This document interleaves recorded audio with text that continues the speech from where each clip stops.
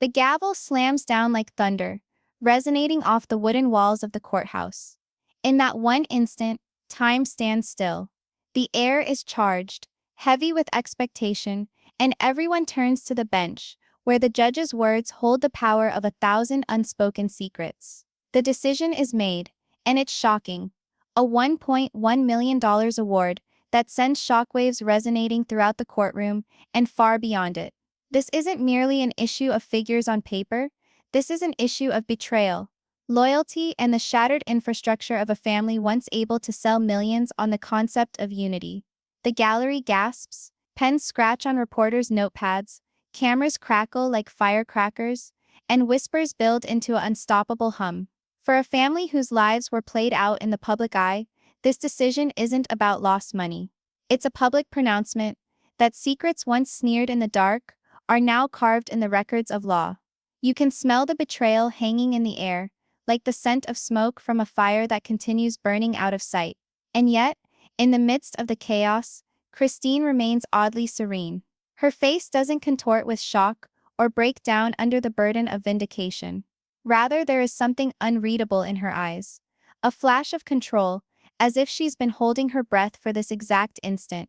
For years, audiences saw her as the one who finally escaped, the one who reclaimed her life from a vortex of control. But what if she took with her more than freedom? What if Christine is the key to a far darker tale?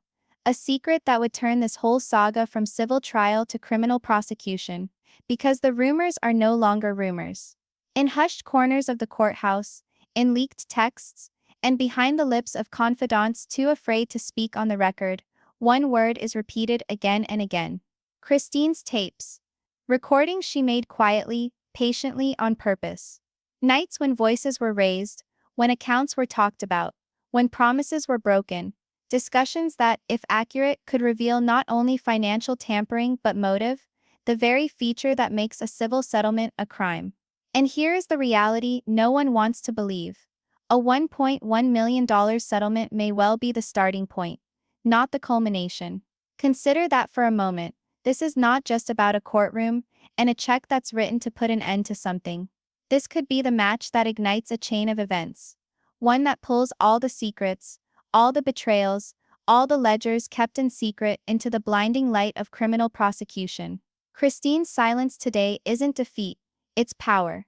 Power that she's holding in reserve until the time is right. The question isn't whether the family falls apart. That much is clear. The question is, what if Christine chooses to hit play on those tapes?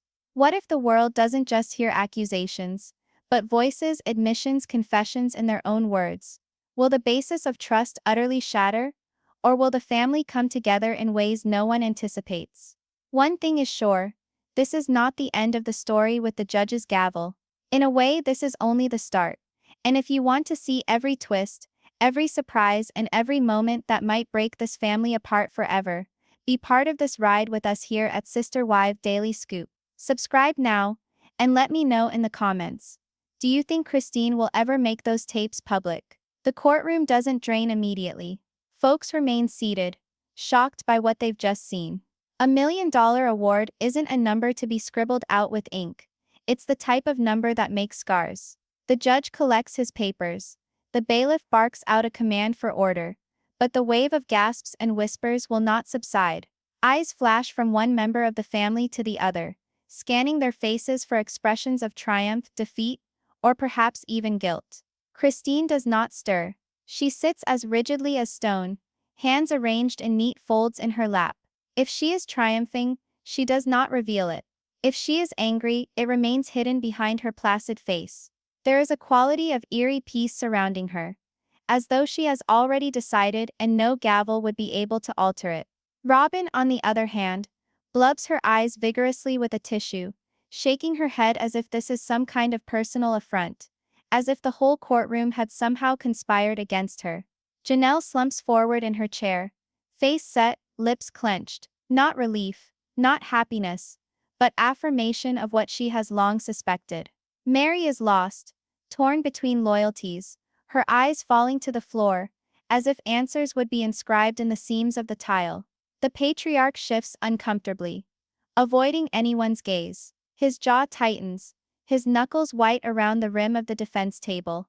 The cameras record every twitch, transmitting his unease through living rooms that used to worship his charisma. For years he constructed himself as the face of solidity, the anchor of a sprawling clan, but at this moment he appears cornered, shrunk from the figure he constructed. As reporters scramble out to submit breaking news, a handful of onlookers linger behind, whispering speculation to each other. "It's over," one mutters. "No, it's just getting started," another replies, her tone hushed. "Sure. Because when money is decided upon, secrets always surface with it. And this family has more secrets than the court could ever wrap up in a single trial." The tension overflows out into the courthouse corridor. Cameras pop, microphones push forward. Questions come like arrows. Do you have an opinion on the verdict? Are you going to appeal? Do you believe justice was served? Robyn covers her face, dashing past reporters in a quivering voice. "This is not fair. You don't comprehend." Janelle says nothing, but her face speaks volumes. Christine hesitates for a moment, looking out over the crowd with a curious stillness, then delivers only a handful of measured words. The truth always comes out. It is not a victory speech, not even a statement. It has a more ominous tone, as if warning people. Inside, clerks turn pages and lawyers huddle in angry whispers. In back rooms, strategies are being redrafted. An appeal is probable, perhaps inevitable. The defense must stall, to burrow for technicalities, to save assets that are already potentially drifting away. The plaintiff side sharpen their pencils, looking to impose judgment liens, freeze accounts, pursue every last penny due. But nobody in that courtroom yet seems to appreciate the larger threat outside the walls. Not quite. Christine descends the courthouse steps slowly, purposefully, as if each step is laden with history. She does not hurry like Robyn. She does not frown like the patriarch. Rather, she glides in a steady beat, gripping her purse fiercely. Some observe the way she holds it, nearly guardedly. What does she have inside? Merely keys and lipstick, or perhaps something more? Speculation already runs rampant online that Christine has been getting ready for decades. Taping, recording, storing fragments of a puzzle. Others hoped never to be completed. The cameras chase her, hanging on her words. A reporter shouts out, "Christine, will you give over your tapes? Do you intend to release them?" She does not stumble, does not miss a beat. Her only reply is a thin half-smile that raises more questions than it answers. Behind her, Robyn's voice shakes as she says, "There are no tapes." Her tone, however, holds a hint of fear, rather than conviction. Janelle remains mute, gazing at Christine, as if silently demanding that she spill it all. Mary stands frozen in the doorway, unsure which way to move. And so the verdict, though historic, seems less a conclusion, and more like a spark lit in a blackened chamber. The $1.1 million award is the big headline. But it is not the tale. The tale is what remains unsaid. Christine's serenity, her reserved smile, her bag closed around secrets untold. Everyone believed that the loudest noise of the day was the gavel. But the quiet that Christine brings may reverberate far longer. Evening falls and courthouse lights dim. But the tale does not end. Social media goes wild with rumor. Hashtags trend. Conspiracy runs rampant. And every angle of Christine's courtroom demeanor plays in slow motion. Some declare her courageous. Some accuse her of manipulation. Others hint she has an agenda. None of them will see coming.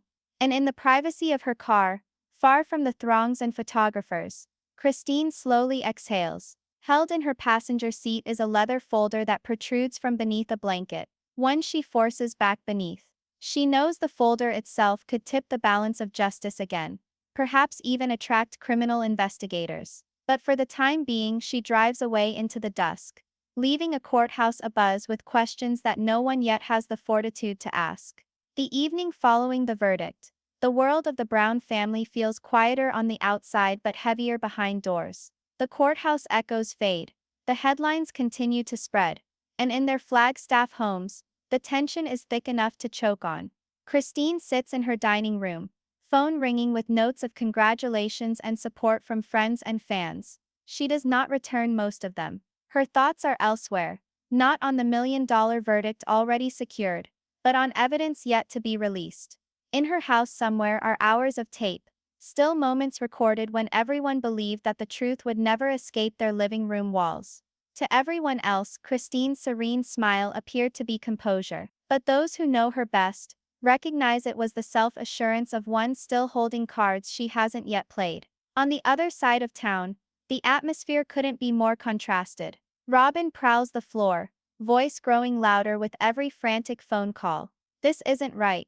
This isn't over, she repeats to herself, her hands twisting the same tissue until it comes apart. Kody attempts to steady her, but his own face betrays the truth. He isn't calm, he isn't collected. He's angry, his pride burning with the shame. She can't win. She doesn't get to rewrite history. He spits as if saying it out loud enough will make the fact that the court already does somehow change. But for all his ire, Kody can't shake the lingering fear in his stomach. He's known Christine long enough to see the spark in her eye when she's got something he doesn't. He saw it in court, the same wry smile that kept haunting him as she passed the snapping cameras. She wasn't just grateful for the verdict. She was sure there was more, and she has. Because Christine isn't merely battling a money struggle. She's got proof that would shatter the very defense Kody and Robyn are grasping. Online, rumors spread faster than wildfire. Fan sites and TikTok videos analyze Christine's mysterious words in front of the courthouse. The truth always comes out. What did she say that for? Was the trial merely the start? Comment sections burst with speculation that she has bank records, that she stored pictures, that she taped conversations. Every speculation is like pouring gasoline on a fire the family can no longer suppress. At home, Christine reaches into a drawer and retrieves a small digital recorder with care. It's mundane, nearly forgettable, but in it are voices that have worked so hard to silence her for so long. She navigates through the files, stopping on 3 labeled with dates from years gone by. One tap would play them out, but she doesn't press it just yet. She understands the art of timing. Her attorneys already know about the tapes. They didn't employ them in the civil case, banking instead on the mountain of bank records and paper trails. Why? Because the financial evidence was sufficient to win. But those tapes, those are dynamite waiting for the right spark. If Kody and Robyn believe an appeal will rescue them, if they believe they can slime her name in the second round, Christine knows she can shut it down before it even starts. And Janelle sits in her own house, reading the court documents late into the evening. Her lips compress into a thin line as she highlights section after section. Each number, each withdrawal, each transfer is a personal slap in the face. She'd burdened herself with the duty of being the family's budget coach, the one handing down sacrifices and pushes on their budgets. And now she discovers it wasn't about shortage. It was about dishonesty. Janelle isn't weeping. She's doing math. And if Christine has taught her one thing, it's that justice can be regained. Dollar by dollar. Mary's silence continues. She answers no calls, avoids the cameras and lets speculation swirl around her. But her quiet doesn't mean indifference. She's caught in a storm of conflicting loyalties, wondering if siding with Christine means finally stepping out of Kody's shadow, or if silence will keep her tied to the only family she has left. As the family fractures, the network executives are scrambling too. Behind the boardroom doors, TLC weighs whether they can continue to film a show whose protagonists are now labeled legally as victims and predators. The verdict is already a PR disaster, but the rumors of hidden tapes are worse. If Christine makes her audio evidence of gaslighting, manipulation, or guilty admissions public, the network realizes the repercussions won't only be a ratings meltdown. It might be a scandal from which they can't recover. Christine is aware of all of this. And that's precisely why she's not in a hurry. Timing equals power. And currently each moment she remains silent makes Kody and Robyn squirm more. The $1 million verdict was justice. The tapes are destruction. Undefined. And the people viewing this all go on to experience it for themselves. Comment boards are full of one request. Release the tapes. Every video, every thread, every post chants it louder and louder.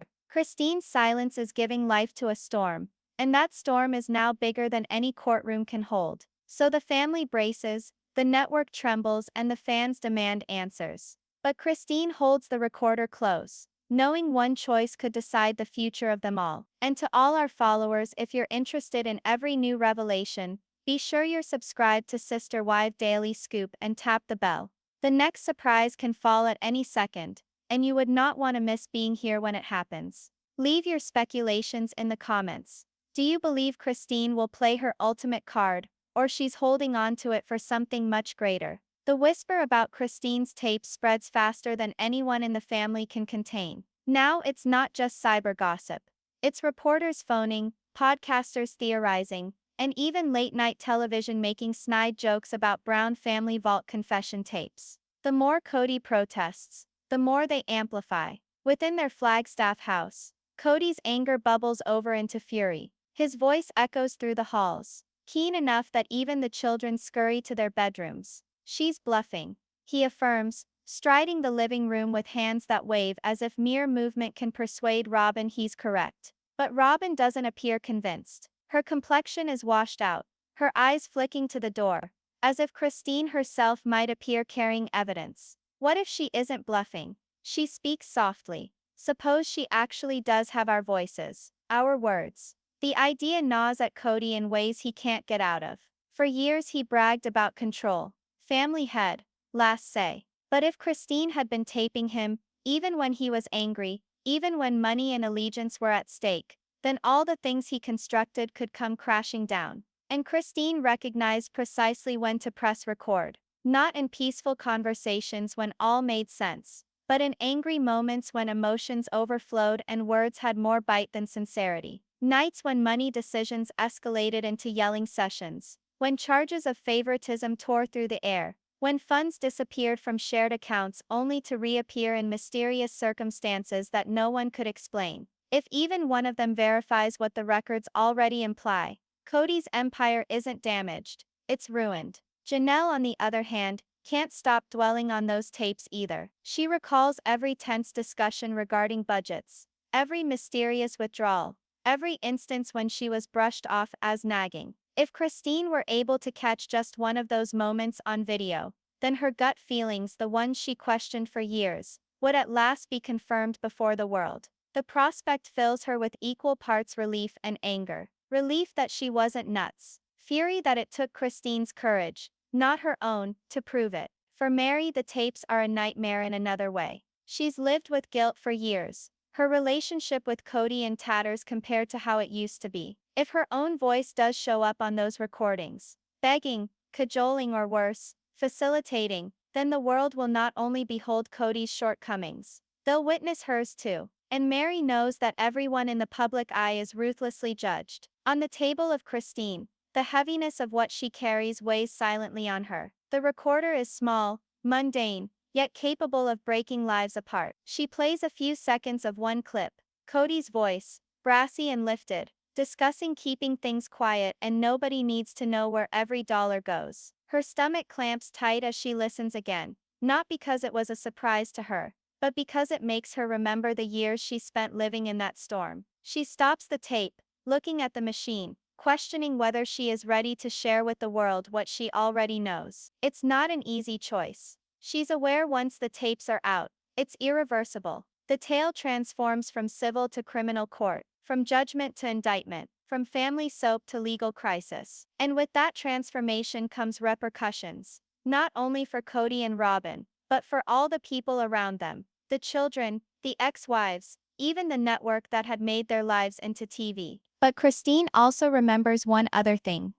Silence serves the powerful, and she's tired of being silent. In the courtroom world, rumors of the tapes make it to the investigators as well. A payment this size does not go unnoticed, and if tapes reveal deliberate lying, prosecutors can act. Christine doesn't even need to publish them. One envelope, one dumping of files on the correct authority, and the whole case reshapes itself overnight. Kody feels this potential and becomes increasingly paranoid day by day. Late-night phone calls with attorneys, shouting, discussion of strategy. Robyn pleads with him to negotiate, to call a truce before matters go any further. Kody's pride, however, will not allow him to retreat. He is sure Christine is bluffing, that she won't dare risk the consequences of revealing her own family. What he doesn't understand is that Christine has already calculated that cost, and she's willing to pay it. Because sometimes truth isn't all about justice. Sometimes it's about freedom,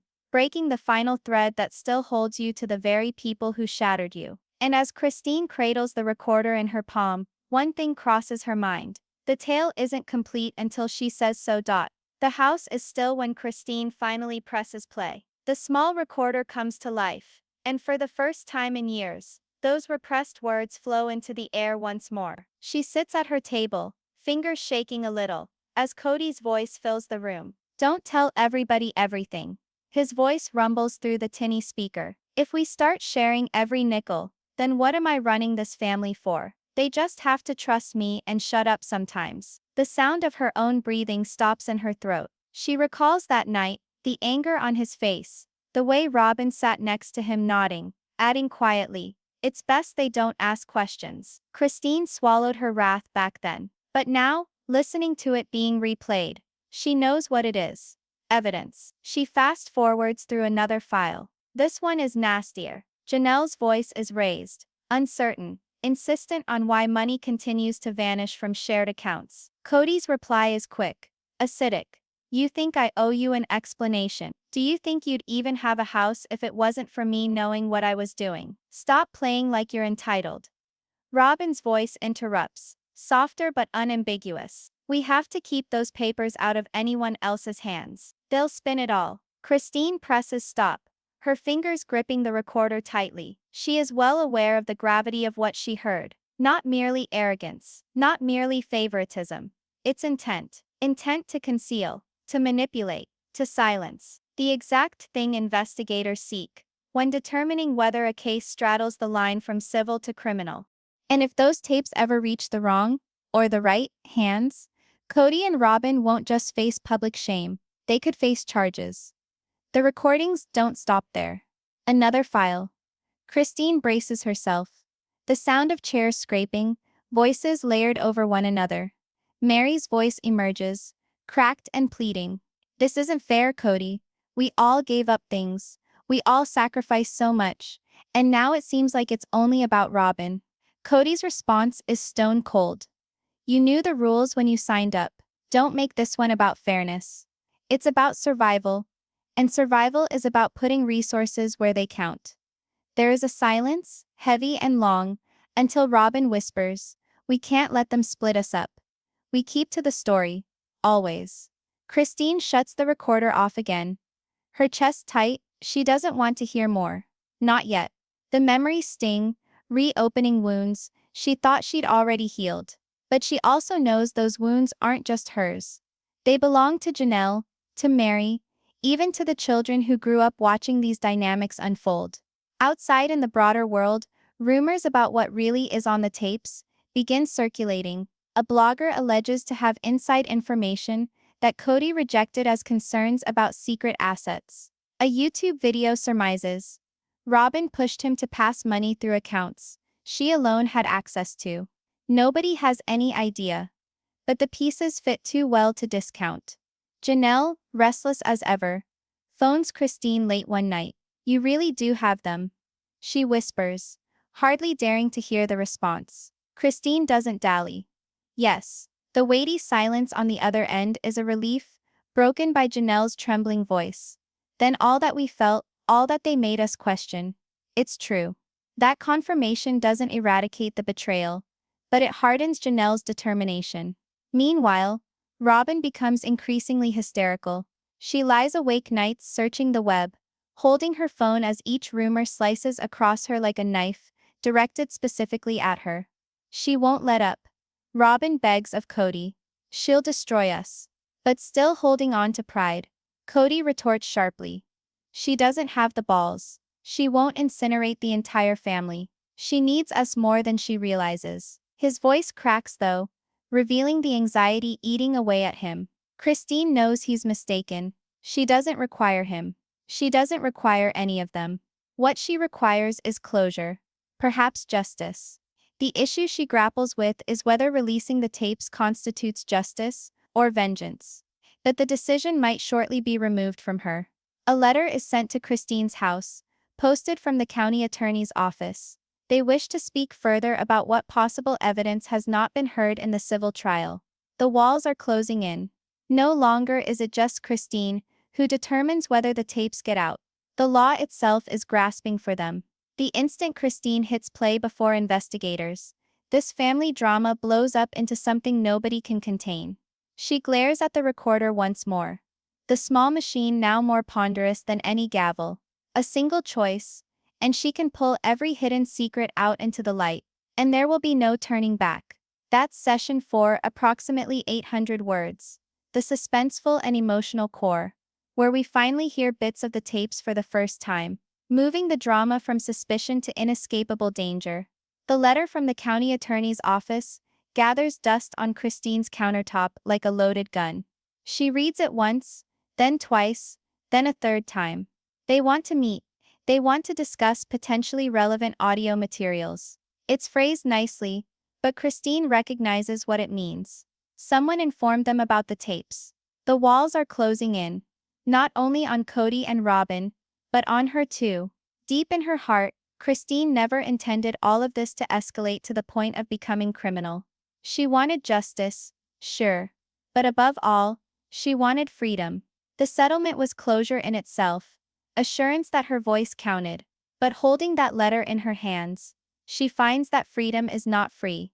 If she surrenders those tapes, everything is altered. In another part of town, Kody is coming apart. He bangs his fists against the kitchen counter, the noise ringing off tile and glass. Robyn stands close by, her tears streaming down. "They're coming for us," she says, voice cracking. "You don't understand. This is no longer about money. They want to imprison us." Kody strides off, cursing under his breath. He won't say it aloud, but he senses it too. The dread that his reputation won't terminate in a television program, but with a headline he'll never be free from. And the family is fracturing quicker than he can keep it intact. Janelle, now in possession of the information Christine provided, starts pushing harder than ever before. She wants answers, not in hushed tones, but in court documents. She's tired of being silenced, tired of being made to feel as though she was unreasonable for questioning the trail of money. Mary, on the other hand, has her own crossroads. She looks at her phone constantly and sees texts entreating her to speak out, to tell what she knows. Fear silences her. However, she knows that if her voice is added to Christine's and Janelle's, the Brown family known to the world is over. TLC executives sit in a closed-door meeting, their faces somber, coffee cups still full. The verdict was one thing.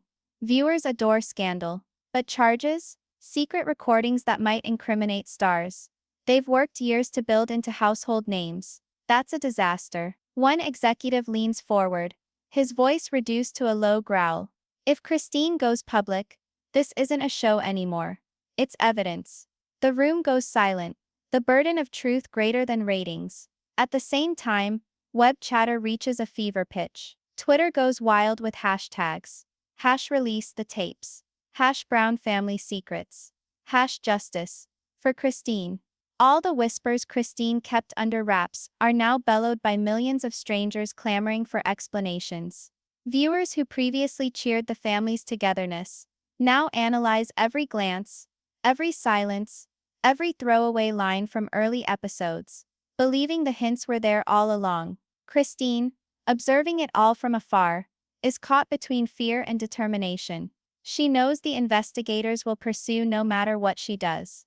She knows Kody and Robyn will become more desperate, and she knows the children, her children, are in the middle of a storm they never signed up for. The question is not if the truth will emerge. The question is who is in control of it, Christine, or the law.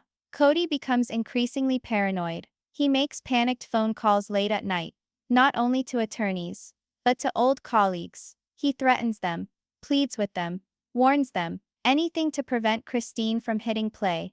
Robyn begs him to go soft, to make up, to demonstrate to the world he's capable of piecing out. But Kody's pride won't yield. He reminds himself it's war between strength and will. But in his heart he knows strength won't suffice in halting a tape recorder. Janelle's anger burns into resolve. She starts recording her own life, ready to come forward if Christine does. This isn't about vengeance for her. It's about validation. Decades of sacrifices. Decades of being warned she was too controlling or too critical. All these culminating in this moment. If Christine's tapes confirm what she's always suspected, then the world will finally know the truth that she bore alone. Mary stays out of it. But even her silence is a decision. She knows neutrality won't save her indefinitely. If the tapes reveal more than accounting secrets, if they reveal cruelty, favoritism, broken promises, then the world will want her story as well. The Brown family brand is crumbling beneath its own weight, and Christine realizes she is the final straw. Every day she delays, the storm intensifies. Every day she procrastinates, Kody's fear is more apparent, and with each rumor, each hypothesis, each demand on the internet, the certainty of the truth approaches. Christine gazes again at the recorder that evening, its tiny red light pulsing like a heartbeat. For years she was powerless, voiceless, invisible. But now, holding this thing in her hand, she knows she has more control than Kody ever thought possible. Undefined, the question is whether she's willing to exert it. The knock at Christine's door is soft but firm. When she opens it, two investigators stand waiting, badges flashing in the late afternoon sun. They're polite, measured, but their presence sends a chill through her spine. "We'd like to talk," one of them says, his tone gentle but steady, the kind that makes it clear this isn't a request she can brush aside. Christine welcomes them in, her hands shaking as she places glasses of water on the table. The recorder remains on the counter, still in view, as if challenging her to notice. The investigators do not touch it, not yet. They ask questions instead. About the trial, about money, about discrepancies in Kody's account. And then gingerly one of them leans forward. "We've heard there could be recordings. Are you going to tell us that they exist?" Christine's throat constricts. She'd like to reply with a yes. She'd like to clear her conscience. But the burden of what is to follow, the media meltdown, the kids drawn further into turmoil, the irretrievable leap from family soap into criminal prosecution, stays her tongue. "I can't do that," she finally whispers, and the police exchange a glance. They do not continue to probe. Not yet. But Christine senses this is far from finished. Downtown, Kody is coming apart at the seams quicker than before. He prowls around his home like a trapped animal, grumbling to himself, phone stuck to his ear. Each call to his lawyers becomes more and more desperate. "She won't do it," he insists. But the tremble in his voice indicates he's lying. His lawyers don't reassure him. They advise him. If tapes are out there, if they document intent to deceive or hide, nothing will save him from the consequences. Kody bangs down the phone, his face flushed, his breathing unsteady. Robyn looks at him, terror etched across her face. She isn't mad anymore. She's frightened. "We can't just go on like this," she begs, her voice cracking. "Every time the phone rings, I assume it's them. Every time I open the blinds, I assume someone's out there staring at us. This isn't just Christine anymore. This is the law. Don't you understand?" But Kody won't listen. His pride won't allow it. He tells himself Christine is bluffing, that she won't give him the tapes. But deep down, there's another idea growing. What if she does? What if she has already? That keeps him up at night, walking back and forth in the dark, while Robyn quietly sobs away in their bedroom. At the same time, Janelle is at her own fork in the road. The researchers contact her too, inquiring whether she's willing to cooperate. She hesitates, conflicted between vindication and fear. For so long, she had been made to feel like the problematic one, the skeptic. Now the law itself is validating that she was right all along. A part of her would like to cooperate, to be free of the gaslighting and shadows once and for all. But another part dreads what it will unleash. Not only on Kody, but on the whole family. Mary's silence grows heavier too. Her phone buzzes constantly with messages from journalists, fans, even friends who want her to speak. She ignores them all, staring instead at old family photos on her wall. She knows if Christine's tapes include her voice, her own complicity will be exposed. But maybe, just maybe, that exposure is what will finally set her free. The truth is closing in, and no member of the Brown family can run from it anymore. The network officials feel it too. Boards become strained, Attorneys are called in and contingency plans are made. There are those who urge an immediate cutting off of ties to insulate the network before the tempest breaks fully.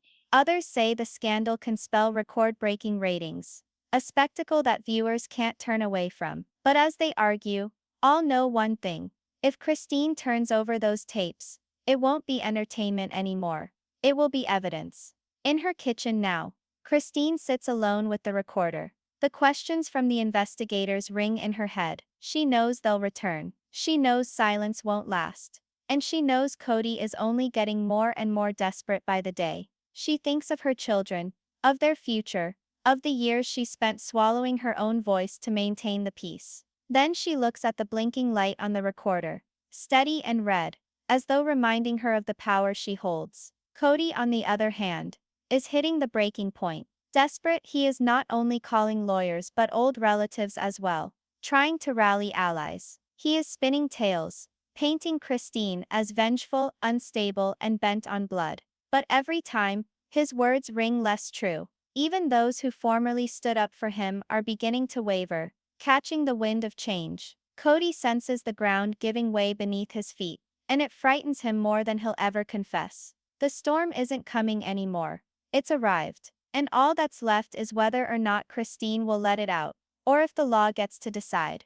The evening is thick tonight. Christine is at her table, the recorder before her, its glow like a secret on the verge of being exposed. She looks at it like it's alive, throbbing with all it holds. The phone rings once more. Another unknown number. She does not answer. She is certain it is either a reporter, an investigator, or someone Kody has hired to try and influence her. Her silence is sounding louder than anything she could possibly say. But silence is only temporary. The morning after, she awakens to a deluge of headlines, plastered across the news. The tapes do exist, anonymous sources say, and investigators are confident that Christine has already handed them over. Kody storms onto social media, yelling in all caps that it's a fabrication, that Christine is making everything up. His rants, which were dismissed as defensiveness, now appear to be panic in real time. In private, Kody is spiraling out of control. He gets behind the wheel, late one night, phoning old friends, pleading with someone to stand with him in public. But door after door slams shut. Even Robyn has given up trying to placate him. She sits in the corner of their house, quiet and white, as the man she used to think so highly of disintegrates into something she hardly knows. Christine, however, is not exempt from the pressure. The detectives call again, their voice stronger this time. You don't have to bear this by yourself. One of them says, if you give us what you know, we can keep you safe. We can keep your children safe. The words cut deeply. For so long, she kept everyone else safe, while sacrificing herself. Perhaps it's time the truth keeps her safe. Nevertheless, fear still clings to her. She recalls nights when Kody's rage filled the home, when words were daggers, when silence was punishment. Releasing the tapes means reliving it all, and involving her children in that darkness. She shuts her eyes, attempting to recall strength, but the recorder lies untouched. Janelle too senses that same fear consuming her. The investigators come at her as well, badgering for cooperation. She walks back and forth in her living room, between loyalty and justice. She knows Christine is not lying. She knows Kody's manipulations, more than anyone. But to speak out will be war, not only with him, but with the whole machine constructed around defending his image. Her phone is filled with texts from fans asking her to tell her side. She types responses, then deletes them, stuck in indecision. Mary retreats further. She shuns cameras, shuns calls, shuns even her own mirror. But the silence presses her down like an anchor. She sees the day arriving, when she can no longer hide. Every memory, every second that she forced below, looms to surface the moment those tapes go public. And then there's the move nobody anticipated. In a last-ditch attempt to take back power, Kody arranges a sit-down with a major network. He appears on the set in his finest suit, his face pulled taut with manufactured confidence. He maintains that the payment was unjust, that the process is rigged, that Christine is out to destroy him for abandoning the family. but under the glare of the cameras, fissures develop. His language is acerbic, but his eyes jump nervously. When the interviewer insists on the reported tapes, Kody loses it. His voice goes up. His hands pound the armrest. And instantly the serene, self-controlled patriarch he attempts to project is lost. The clip goes viral. Millions of people watch. Not the cocky Kody of days past, but a man coming apart at the seams on live TV. Comment sections are filled with shock, anger, and speculation. For the first time, even longtime fans start to doubt everything. The network, once careful, now frantically tries to contain the damage. In back rooms, execs mutter about suspensions, cancellations, and legal overhauls. Christine sits and watches the interview on her couch, her hands clasped to her chest around a pillow. She does not feel victory, but grief. This is the man to whom she entrusted her life, the father of her children, all for a public breakdown. Yet, at the same time, she feels determination growing in her. Kody's collapse isn't just killing him, it's killing everyone around him off too. Her phone rings again. This time, it's not an investigator. It's Janelle. Her voice trembles as she whispers, "Perhaps it's time. Perhaps we can no longer remain silent." Christine doesn't respond immediately. She glances at the recorder for the last time, the tiny flashing light mirroring in her eyes. The choice she's been dodging for so long no longer belongs to her alone. Truth is bearing down on her from all directions, insisting to be told. And Christine knows with complete certainty, once she unleashes it, there's no turning back. The household stands at the precipice of disintegration, and Christine has the last push in her control. The evening is quiet when it occurs. Christine sits alone in her living room, the recorder on the table between her hands. For weeks she has held out, caught between fear and justice, silence and truth. But tonight is different. The burden of the payout, Kody's public breakdown, the scrutiny from investigators, and the rumors of betrayal have all come to a head. She can hear almost the voices of her children telling her to be brave, to cease fleeing from shadows that no longer have power over her. With shaking hands, she clicks play. The room fills with the sound. Kody's voice, raw and unfiltered, reciting conversations that were never supposed to escape those walls. Spillage about secret accounts, about loyalty for sale, about keeping people in check. Christine's eyes are closed, tears falling down her cheeks, as the past comes so horridly alive again. But now, rather than shattering her, the truth makes her strong. The following morning, the world wakes up to a bombshell. A national news network airs excerpts from the tapes. Christine's name isn't mentioned, but everybody knows. The voice is raw, uncut, irrefutable. The man who took years to portray himself as the self-assured patriarch of an intact family is caught in his own voice. Kody's voice shakes with arrogance and domination, his voice laced with disdain. What was once rumor is now reality, echoing through millions of screens across the country. The response is instantaneous and dramatic. Fans are left agog,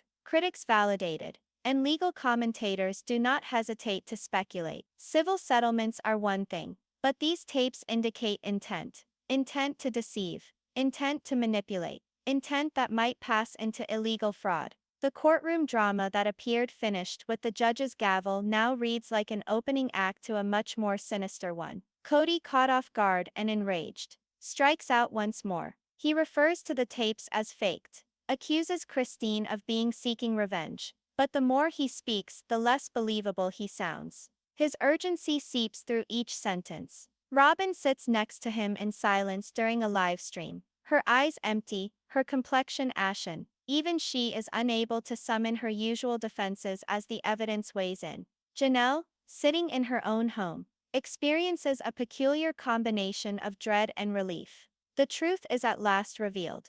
Yet the price is unthinkable. She texts Christine, "You did it.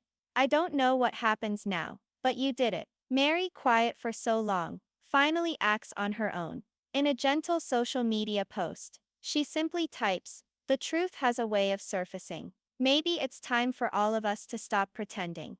For the first time, her words are not ambiguous suggestions or partial admissions, they're confirmation, and the world pays attention. The family who sold Unity once is now the emblem of the failure, their history rewritten in the moment. Off camera, investigators start to act fast. Legal commentators on the evening news are imagining subpoenas, perjury, even conspiracy indictments. The $1.1 million settlement now seems like a footnote next to what may be in store. For Christine, however, no champagne, no victory. She sits with her children, saying that sometimes telling the truth is all there is to do, even if it means losing everything. The viewers who watch this play out are left with questions that go deeper than money and fame. What does justice actually look like when it comes to family? How do you defend love when it was founded on deception? And what does one do when the tapes we never imagined we'd ever hear actually make it to our ears?